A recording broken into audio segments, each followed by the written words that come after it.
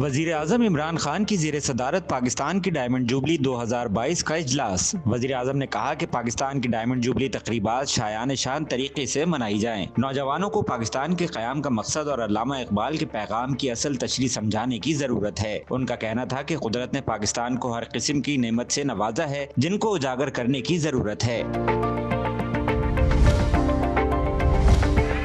مسلم league نون کے رہنما جاوید لطیف نے سابق وزیر اعظم میاں نواز شریف کی پاکستان واپسی کی نئی تاریخ دے دی۔ انہوں نے کہا ہے کہ 23 مارچ سے پہلے حکومت پر سے اسٹیبلشمنٹ کا ہاتھ اٹھ جائے گا۔ نواز شریف ہفتوں میں پاکستان میں نظر آئیں گے۔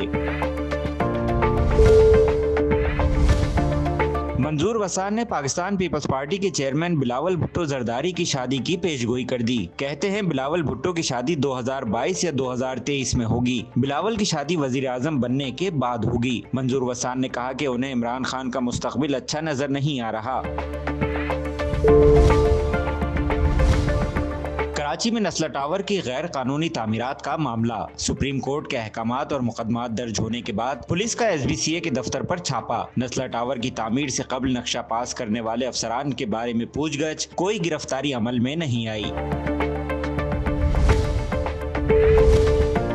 ایڈمنسٹریٹر کراچی مرتضی وہاب نے کہا ہے کہ شہر میں کون کام کر رہا ہے اس کا فیصلہ عوام خود کریں۔ عسکری پارک کے عدالتی فیصلے پر عمل درآمد ہوگا۔ مرتضی وہاب نے کہا کہ PTI حکومت میں جاری سارے بحرانوں میں سب سے بڑا بحران اخلاقیات کا ہے۔ ان کا کہنا تھا کہ شہری حکومت کی 50 بسیں 31 جنوری تک شہر میں رواں دواں ہوں گی۔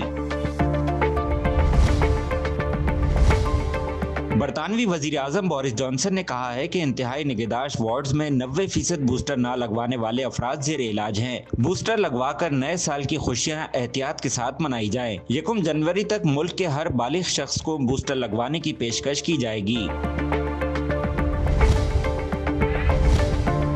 بھارت میں مسلمانوں کے بعد مسیحی برادری بھی انتہا پسندوں کے نشانے پر۔ امریکی میڈیا کے بعد اسرائیلی اخبار نے بھی مودی سرکار کا اصل چہرہ بے نقاب کر دیا۔ اسرائیلی اخبار نے اپنی رپورٹ میں کہا ہے کہ کئی بڑے شہروں میں انتہا پسند جماعت RSS کو BJP کی سرپرستی حاصل ہے۔ ریاست ہریانہ میں گرجا گھر میں توڑ پھوڑ کی گئی۔